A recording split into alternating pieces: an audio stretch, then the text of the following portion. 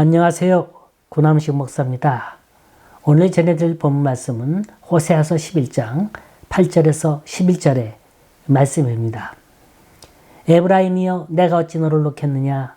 이스라엘이여 내가 어찌 너를 버리겠느냐? 내가 어찌 너를 아드마같이 놓겠느냐?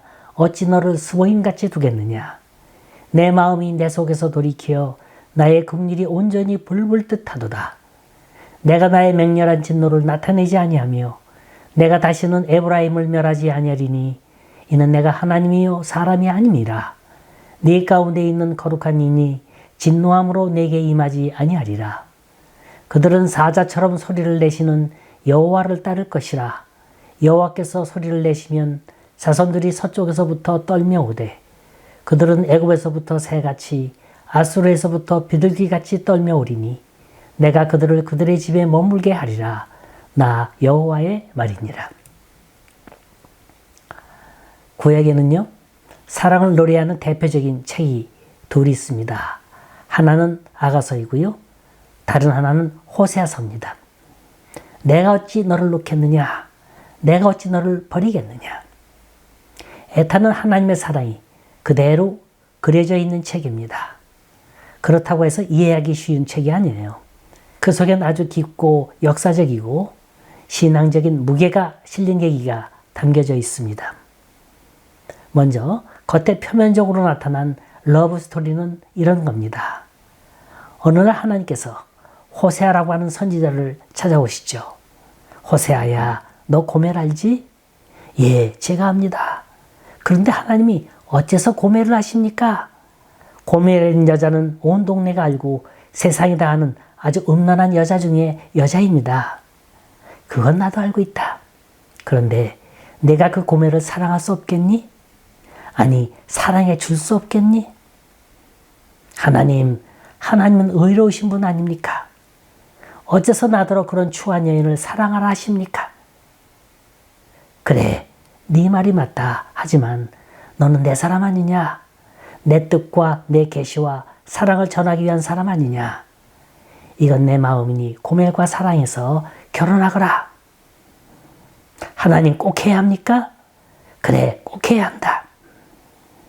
이 말씀대로 호세아는 고멜을 사랑했고 결혼해서 3남매를 낳고 정으로 살아가고 있었습니다. 그런데 어느 날 밤 자다가 허전해서 봤더니 함께 잤던 아내가 또 사라진 거예요. 당황해서 알아봤더니 또 그 불타오르는 본능을 억제하지 못해서 다른 남자 품을 향해 도망간 겁니다. 홍둥가로 달려간 거예요. 호세아는 분노가 치밀었습니다. 질투가 났어요. 적개심이 일어났습니다. 뿐만 아니라 배신감으로 밤잠을 설치고 있는데 하나님이 다시 찾아오신 거예요. 호세아야, 네, 너 왜 잠 못 자느냐? 아시면서 왜 물으세요? 하나님도 알고 계시는 일 아닙니까? 그 음탕한 여인이 가정주부로서 자녀의 엄마로서 한 남편의 아내로서 잘 살아갈 수 있다고 생각하셨습니까? 제가 어찌 잠을 잘 수가 있겠습니까? 제 심정 누구보다도 더 잘 아실 거 아니에요? 그래, 알지. 알기만 하냐? 너무나도 잘 알고 있지. 그래도 네가 가서 네 아내의 몸값을 치러줘라. 다시 사와라. 아무리 미워도 함께 살아야 할 것 아니냐? 하나님 꼭 그래야 합니까? 그래, 이게 내 사랑이야. 내 뜻이야. 이게 바로 내 계시인 거다. 저 나름대로 호세아서의 사랑의 얘기를 각색해 봤습니다만 사랑의 뿌리는 결코 사랑받을 자에게 있지 않다는 거예요. 사랑의 뿌리는 사랑하는 자의 가슴에 있습니다. 오늘 본문 말씀 8절 끝에 뭐라고 했습니까? 내 마음이 내 속에서 돌이키어 나의 긍휼이 온전히 불불듯 하도다. 그랬어요. 어느 시집을 보니까 이런 글이 써 있어요. 사람에겐 누구나가 다 꽃을 피우는 마음의 밭이 있답니다. 어느 사람은 마음밭에 쐐기풀을 키우는 사람이 있는가 하면 어떤 사람은 마음밭 가득히 토끼풀을 키우는 사람이 있답니다. 근데 중요한 건 그 풀이 쐐기풀이냐 토끼풀이냐가 아니라 그 뿔에서 새로운 생명이 잉태되어 나온다는 겁니다. 토끼풀이든 쐐기풀이든 거기서 피어난 꽃 그 자체가 신비롭고 아름답다는 얘기입니다. 이 시인은 이걸 자연이 주는 사랑이라 얘기합니다. 다시 말해서 사랑이란 사랑받을 조건이 있어서 자격이 있어서 사랑받는 게 아닙니다. 다만 조물주의 가슴 속에서 불타오르는 그 긍휼 때문에, 사랑 때문에 어쩔 수 없이 사랑할 수밖에 없다는 거예요. 아시다시피 호세아와 고멜의 이야기는 하나님과 그의 백성 이스라엘의 사랑의 얘기를 빗대어 말씀하신 겁니다. 하나님이 이스라엘을 버릴 수밖에 없는 이유, 그들이 버림받아야 할 이유가 참 많았어요. 먼저 국가 형성 자체가 문제가 있었습니다. 여로보암을 중심으로 기성 정권에 대한 불평, 불만을 가진 사람들이 모여서 만든 나라가 북왕국 이스라엘입니다. 솔로몬의 아들 르호보암이 왕이 됐는데 그 르호보암이 싫은 거예요. 그래서 여로보암이 쿠데타를 일으켜 북쪽으로 가서 수도를 사마리아로 정했어요. 그리고 사람들을 선동해 북쪽으로 데리고 올라가서 정권을 만든 겁니다.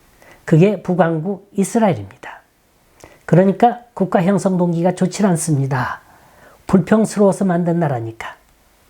또 사마리아를 수도로 정해놓고 금송아지를 만들어서 베델과 단에 하나씩 세워놓고 이게 너희를 애굽에서 인도한 신이다. 경배하라. 우상숭배를 조장했습니다. 그러니까 북왕국은 정통성도 없지요. 왕통도 이어받지 못했지요. 불평분자들이 세웠지요. 거기다가 우상숭배했죠.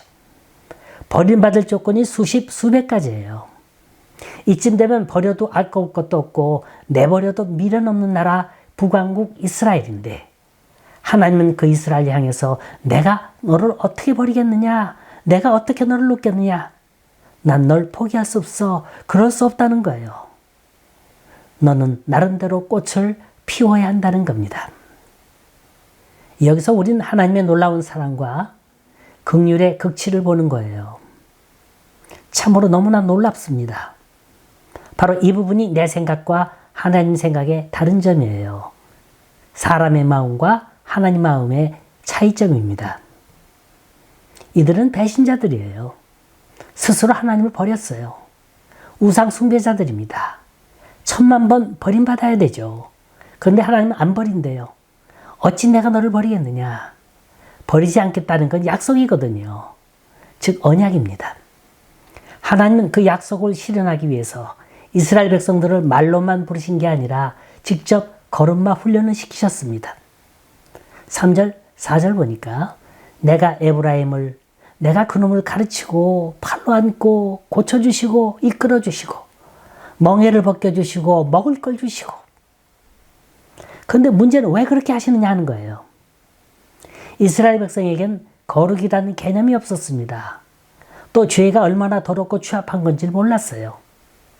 그래서 그들이 그것 때문에 실족하려 넘어질 때마다 금방 안아서 일으켜 세워주셨고 그때마다 한 걸음 한 걸음 신앙의 걸음마를 가르치셨습니다. 그런데 이스라엘 백성들은 하나님 왜 이러시는지를 몰랐어요. 자기들은 마냥 누워있고 싶은데 왜 굳이 일으켜 세워서 걷게 하시는지, 쓰러지려고 할 때마다 왜 안아서 일으키시는지 몰랐습니다. 여러분, 하나님은 우리에게 절대로 완성품을 주시지 않아요. 아마 경험하셨을 겁니다. 하나님은 뭘 주셔도 아주 찔끔찔끔 주셨어요. 이왕 주실 것 한꺼번에 왕창 주시면 얼마나 좋겠습니까? 이상하게도 하나님은 우리 인생사를 아주 복잡하게 만드셨어요.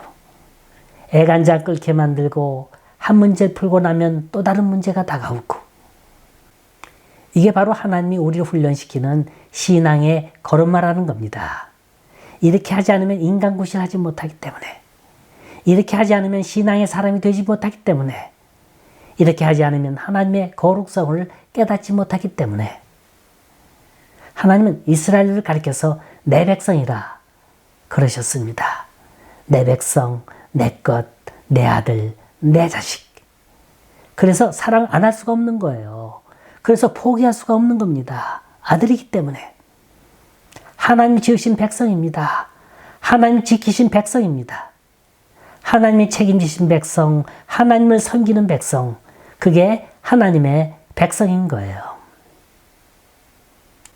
전라남도 여수에 한나라는 아이가 살고 있어요. 아니, 한나라는 이름의 기적이 살고 있다고 해야 옳을 겁니다. 2000년 10월 폴란드인 임산부가 한국의 병원을 찾았어요. 임신 7개월의 몸이었어요. 중절 수술을 받기 위해 한국인 선교사와 함께 왔습니다. 그녀의 배엔 쌍둥이가 자라고 있었어요. 미혼이었던 산모는 임신했다는 걸 알기 전까지 약도 먹고 술도 마셨습니다. 근데 이게 웬일? 임신이래요. 그래서 이 사실을 안 후에 아이를 떼기 위해 별 시도를 다 했다고 합니다. 그런데요, 중절 수술 준비를 하는데 갑자기 양수가 터진 거예요.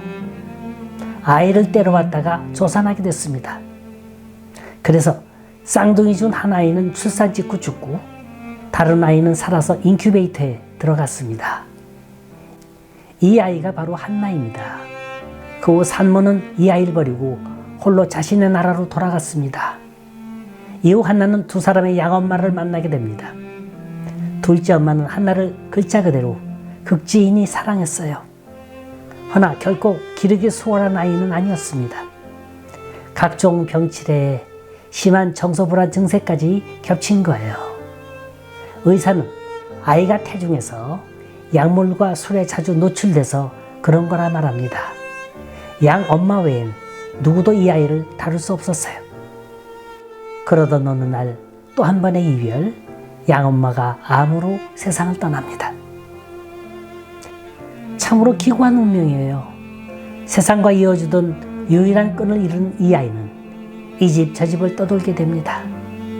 그러다가 세 번째 엄마를 만나게 돼요. 이분은 여수의 한 병원에서 근무하는 간호사입니다. 이 두 사람은 모녀의 연을 맺은 후 보이지 않는 전쟁이 계속됩니다. 아무리 불러도 대꾸 안 하는 건 아무것도 아니에요. 그냥 서 있는 그대로 대소변을 보는 거예요. 마치 한나가 불행하기만을 바라는 것 같은 세상입니다. 이런 세상에 마음껏 반항하고 어깃장을 놓는 그만의 방식이었을까요? 어디서 배웠을까? 입에 담기 힘든 욕설을 내뱉고 주변 사람을 때리기까지 하는 등 심한 폭력성도 보였습니다. 이걸 보다 못한 세 번째 엄마는 나쁜 엄마가 되기로 했습니다. 한나가 잘못된 행동을 하면 호되게 꾸짖는 거예요. 그러면서 틈틈이 아이를 안고 말합니다. 내가 시집 갈 때까지 내 손을 잡고 안 놓을 거다. 엄마는 널 절대로 떠나지 않는다. 이 아이가 보기 드문 백인 이여사였을까요? 이 아이를 보고 지나치다가 입에 담지 못할 말을 하는 사람도 있었어요. 이럴 때면 이 엄마는 망설이지 않고 손가락을 쭉 펴며 서양욕을 날려줬습니다. 분해서인 거예요. 무엇보다도 잘못된 시설을 이 아이가 그대로 감내하며 살게 하고 싶지는 않았습니다. 이 엄마의 진정한 사랑 속에 어느새 사춘기 소녀가 됐어요. 이제 한나는 엄마를 세상에서 제일 무서워하고 세상에서 제일 좋아합니다. 숙제 안 하고 하루 종일 노는 걸 엄마에게 들킬까봐 전전긍긍하고 엄마가 한가할 땐 엄마 옆에 딱 붙여 떨어지질 않습니다. 또래에 비해 발달이 좀 늦긴 하지만 학교도 꼬박꼬박 다니고 있고 날이 갈수록 전혀 다른 사람으로 변해가고 있습니다.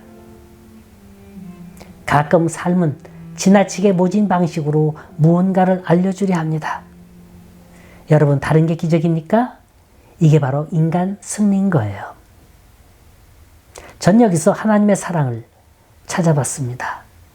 하나님 독생자 예수를 보내서 그분을 통해 우리를 양자로 삼아주셨어요. 말도 통하지도 않고 뜻도 통하지 않는 우리를 아바지라 고백하기까지 우리 주님은 찢기고 피 흘리는 고통을 당하셨습니다.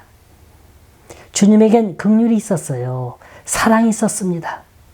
수없이 반항하고 수없이 뿌리치고 도망가는 우리를 찾아오고 또 찾아와 주셨습니다. 성날 때 참는 것, 소리쳐야 할 때 침묵하는 것, 용서할 수 없을 때 용서하는 것, 이건 위대한 인격입니다.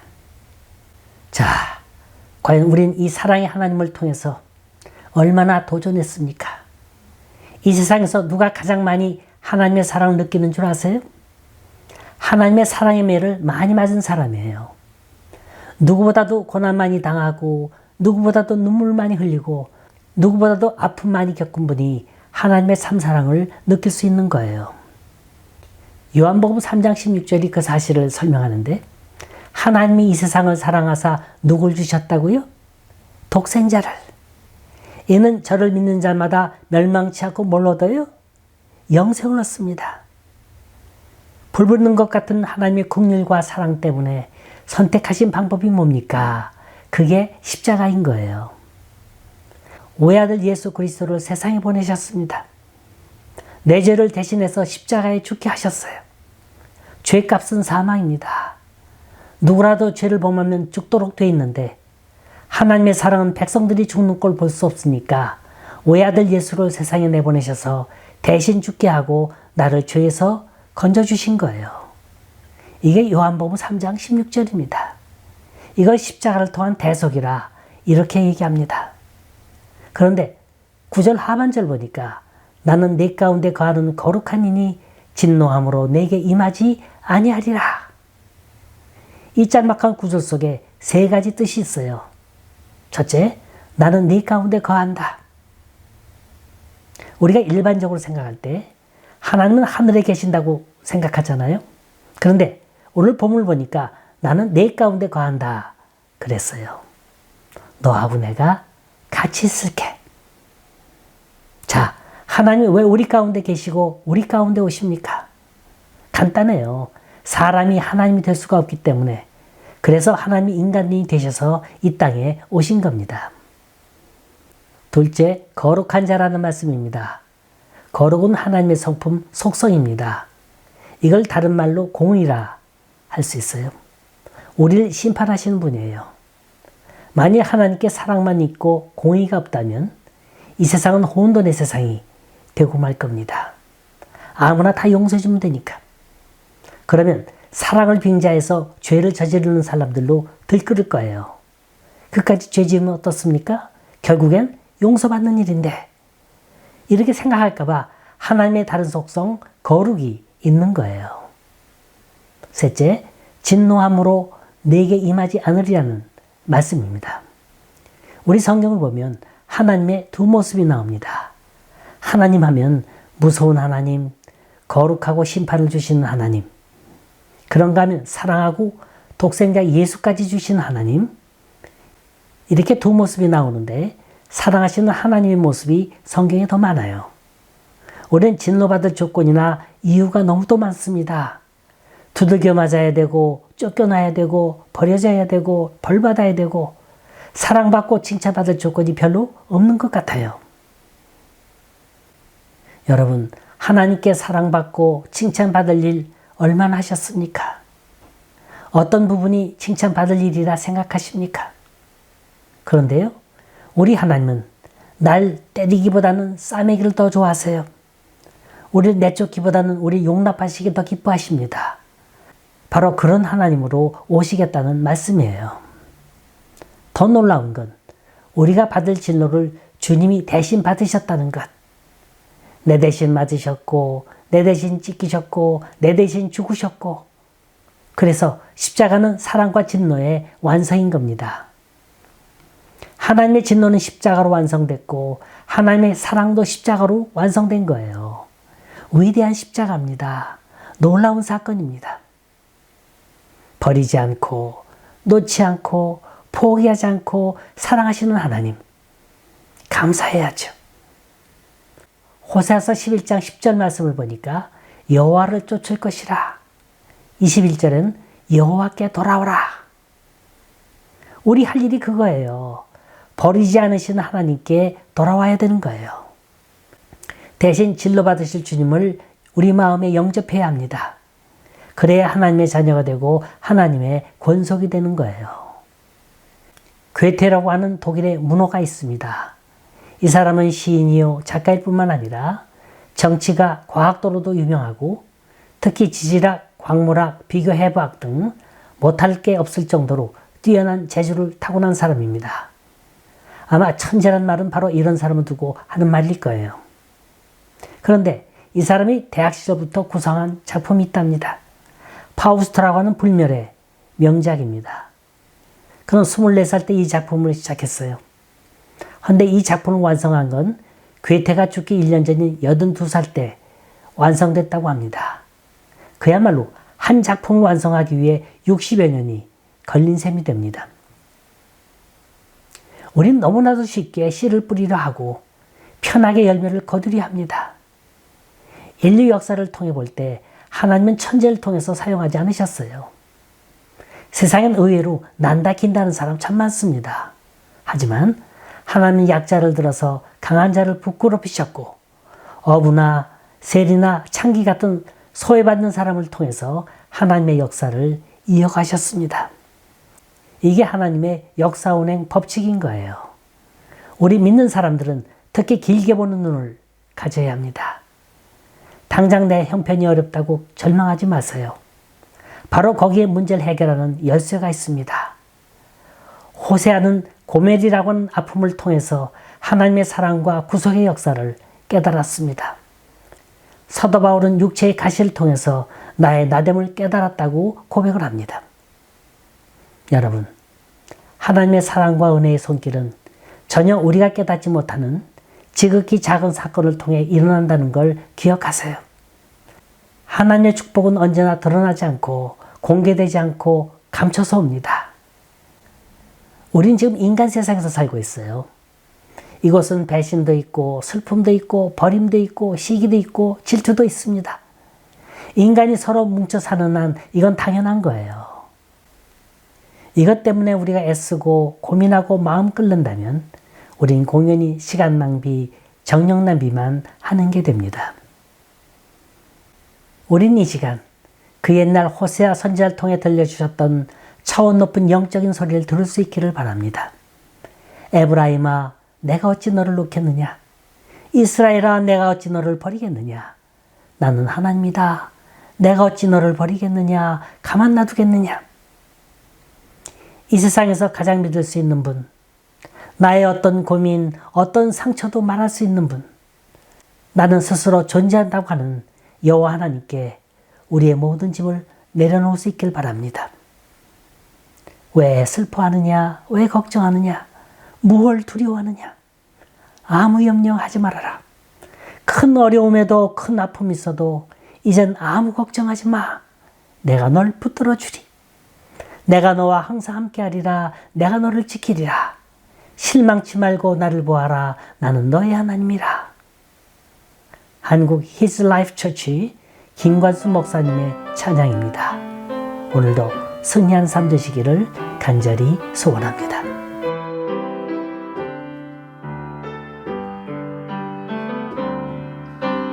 왜 슬퍼하느냐 왜 걱정하느냐 무얼 두려워하느냐 아무 염려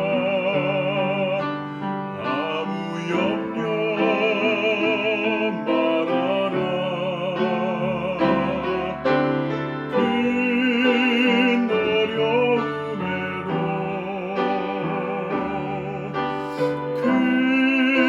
큰 아픔이 있어도 이젠 아무 걱정하지 마 내가 널 붙들어 주리 내가 너와 항상 함께 하리라 내가 너를 지키리라 실망치 말고 나를 보라 나는 너